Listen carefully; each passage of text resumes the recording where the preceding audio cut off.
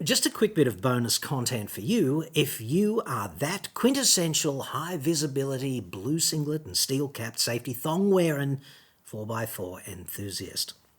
Dudes like you need a torch that does what dudes like you need a torch to do out there on the road to Dingo Piss Creek. And finding the right one can be quite the exhaustive process. Let me solve that for you right now. You need this, dude. It is the Olight Marauder Mini. And I mention it because it's on sale right now. Normal retail, 5 cents shy of $300. Right now, $194.96. So let's call that $105 off, which is the deal of the century. This thing is a super bright floodlight that you can dim right down for just normal campsite duty. And it's also a long-range searchlight. So let me break that down for you, all right? You cannot turn this torch on accidentally. You have to rotate the dial first, and then you can turn it on by pressing it. And it switches from one mode to the other. We've got spotlight mode, floodlight mode, and you can really ramp the flood right up to like 7,000 lumens, and you can see what a difference that makes bouncing off the softbox, which is just there. And then you can go into floodlight mode, and on the brightest setting in floodlight mode, you'll get illumination 600 meters down the track. It's like 900 lumens, but the reflector concentrates it very well, and you know, it's a really tight beam that goes a hell of a long way, which could come in really handy in a couple of different scenarios, one of which might be if you're out on the boat and you run a bit late and it gets dark and you need to find the place where you launched the boat in the boonies, where your vehicle is located, right? Everything looks different in the dark. This can help solve that, certainly. It's also really good roadside breakdowns and things of that nature, just to have a really capable floodlight, right? So if we go into flood mode and you look around here and you ramp up flood mode into the brightest setting, this is a hell of a lot of light to be looking. It's really bright in here anyway with the studio lighting on, but that is a really good work light for getting anything done. And then when you're just walking around your campsite, you can dim it right down without ruining your night vision and just have a little look around at whatever you need to look around at, you know, illuminate inside a tent or look for something you just dropped in your swag, whatever, right? So it's really capable like that. You can also change the color, red, green, and blue. Not sure about green and blue and how useful that is. I guess if you're a CSI aficionado, the blue might be good, but I can tell you that the red is particularly good for walking around at night time because it doesn't ruin your night vision. And it's dimmable too. You can have it, you know, reasonably bright or reasonably dim, and that's quite useful for, you know, just walking around at night without blowing your night vision out and just seeing blue and green splotches everywhere when you look away from the light. So that's kind of nice too, to have that functionality built in, even if perhaps you're not going to use it that often. I can see most people using this in white light mode 90% of the time. So another thing, this has got a huge battery, like move over AA, right? This is a 24 watt hour battery. It's 6.5 milliamp hours at 3.7 volts. And if you do the maths on that, it's 24 watt hours. So it lasts a long time.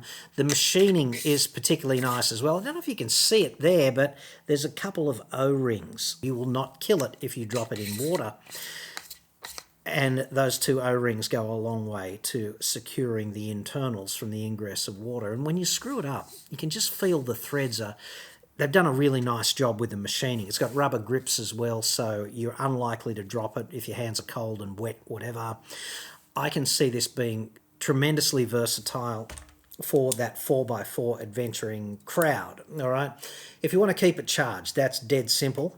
There's your charging arrangement. It's magnetic. Olight's big thing is magnets. All of their torches, well, not all of them, but most of the torches that are the volume sellers use that magnet attachment. So it's multi-versatile, from big torches to small torches. They're all using it.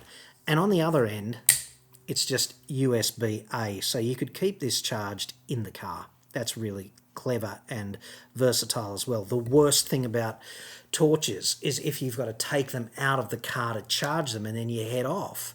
If you haven't got it with you, guess when you're really going to need it, right? So if you charge it in the car, then that takes that risk off the table. The Marauder Mini actually has 7 levels of dimming in floodlight and spotlight mode. So if we just whip it on, it's in floodlight mode now at the dim setting. If I ramp it right up through those 7 steps, it vibrates in my hand and lets me know I'm there. And if I go into spotlight mode and I go the other way, it'll vibrate at the other end of the dimming spectrum as well. So if I switch over to RGB mode, we've got 4 steps and the same vibratory warnings at each end to just let you know you're there. The other thing that's built into this, which is quite clever as well, is obviously you've got a lot of electrical energy in the battery and a lot of potential heat generation because of the brightness. And there's a thermal protection circuit built into this. So no matter how chaotic things become out in the boonies, if this torch is left on and it finds itself wrapped up in a sleeping bag or some other thermal insulator like that, and the temperature starts to spike, the thermal protection will cut in and switch the torch off before there's any salient risk of fire. So that's quite comforting as well, and that's one of the protective aspects, I guess, that you pay a bit of a premium for when you buy a torch like this. The other thing of interest to the 4x4ing and adventuring family is the O-Lantern Classic Mini, which is great around the campsite and good for the kids as well. It's got a 1/4 UNC thread on the base, right? And that's of note because that's the same thread that you will find between the buttocks of just about every camera. And that means that every little tabletop tripod that's ever been manufactured will have that thread in it, and all of a sudden you've got a little lantern stand that sits on a bench top or on the floor of the tent, whatever. You can obviously hang this thing from the top of a tent as well. It works pretty well like that. It's got the built-in hook, so that's nice.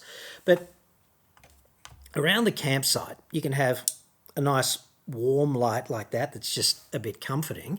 And if you're going to cook or read a book or whatever and you want a bit of white light, just crank it up and then the white LEDs kick in and you've got that as well. It's hardly overpowering, but if the kiddies need a comforting light in their tent, then on the dim setting with the yellow light, it's going to run for 60 hours. So that's dusk till dawn for 5 nights without a recharge. And recharging it is dead simple. It's just USB-C rechargeable. It comes with this USB-C to USB-C charger. You can also use it as a power bank to juice up your phone if the chips are down like that. So that's rather nice. The sale price on that is $69.71, so just under $70. Normal retail is like $93, so $24-ish off at the moment. That's not going to break the bank, but it could make all the difference if you're trying to get the kids to make friends with being in the boonies.